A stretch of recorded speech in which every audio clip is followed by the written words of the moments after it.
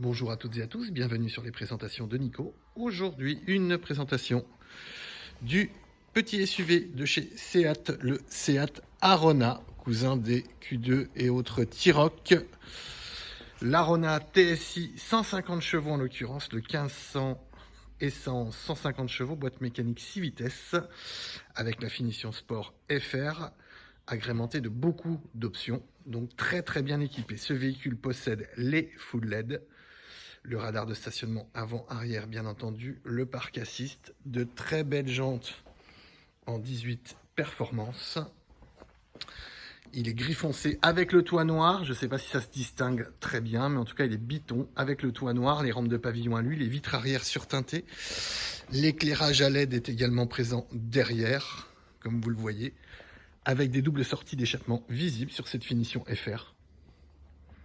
Bien entendu, une caméra de recul également.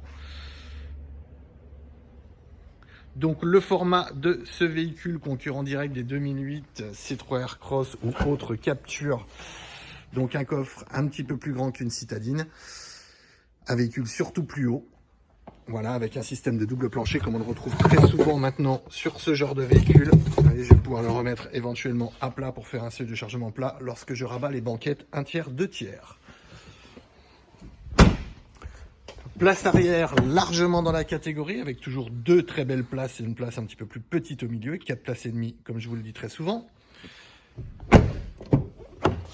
Une sellerie avec des sièges sport, les 2 sièges sont réglables en hauteur. Voilà, sellerie sport avec des inserts rouges, des surpiqûres rouges, y compris sur le tableau de bord. On est sur une très belle finition, un véhicule très bien équipé, qui paraît beaucoup plus haut de gamme que le reste de la gamme des concurrents du fait de sa finition intérieure, en l'occurrence sur une finition FR. Le véhicule possède également l'accès et le démarrage sans clé. Voilà, on va aller s'insérer à l'intérieur. Vous voyez, on voit les petites badges FR au niveau de la calandre. Des très beaux feux intégralement à LED, donc veilleuse, code et phare. À noter que les feux de route sont automatiques également. Les rétroviseurs sont bien entendu rabattables. Alors je vais éteindre les feux. Top, voilà, déclenchement automatique des feux. Les rétroviseurs rabattables, les 4 vitres sont électriques bien entendu. Le volant multifonction Seat surpiqué de rouge également. Allons-y à l'intérieur du véhicule. Donc ce véhicule possède le digital cockpit. Donc démarrage du bouton start ici. Donc moteur très discret, essence bien entendu. Toc. Ok. Donc là, nous retrouvons le digital cockpit. Donc le régulateur de vitesse reste une poignée derrière le volant, qui est un régulateur de vitesse adaptatif, très rare dans la gamme. Dans cette gamme de voitures, avoir un régulateur adaptatif, c'est quand même pas fréquent. Toutes les commandes de radio au volant, les commandes du digital cockpit que l'on retrouve devant nous. Donc on peut avoir la navigation si on le souhaite également devant nous. Je vais vous la basculer tout de suite, parce qu'il faut la basculer de l'écran en fait. Et vous avez ce bouton là qui vous permet d'avoir la carte ici, ou la carte devant nous dans le digital cockpit, donc avec des vues que l'on peut changer, vous voyez, en appuyant sur le bouton view ici. Voilà, on a différentes sortes de vues que l'on peut changer. Une consommation moyenne à 5,9 litres sur longue durée, vous voyez, c'est très peu pour un moteur de 150 chevaux avec un véhicule de ce gabarit là, on est vraiment très bien là.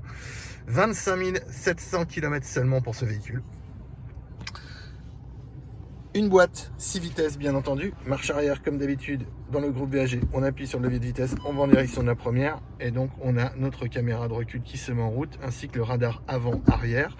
Le parc assist va se contrôler via ce bouton-ci. Vous retrouvez ici les différents modes de conduite que vous pouvez choisir. Voilà, donc vous avez éco, normal, sport ou individuel, tout simplement. Le start and stop désactivable par ici. Et je vous dis que le véhicule est très bien équipé, c'est qu'il est très bien équipé. Charge smartphone par induction, climatisation automatique bizone. Donc le gros système multimédia de chez Seat, radio DAB bien entendu, lecteur de clé USB et streaming audio pour le téléphone, Bluetooth, la commande vocale, la navigation intégrée cette fois-ci, donc que l'on va venir mettre ici. La réplication smartphone avec l'Android Auto et l'Apple CarPlay. Tous les réglages de la voiture que vous pouvez faire par ici. Et après vous avez un menu complet éventuellement. Ici, vous pouvez choisir différents réglages de la voiture ou non. Voilà, donc pour vous dire, voilà, l'équipement est vraiment pléthorique, c'est vraiment complet. La finition est très belle. Vous voyez, on a un sémini cuir ici avec des surpiqûres rouges au niveau du tableau de bord qu'on retrouve aussi sur les accoudoirs de porte. Le rétroviseur, bien entendu, intérieur jour-nuit automatique.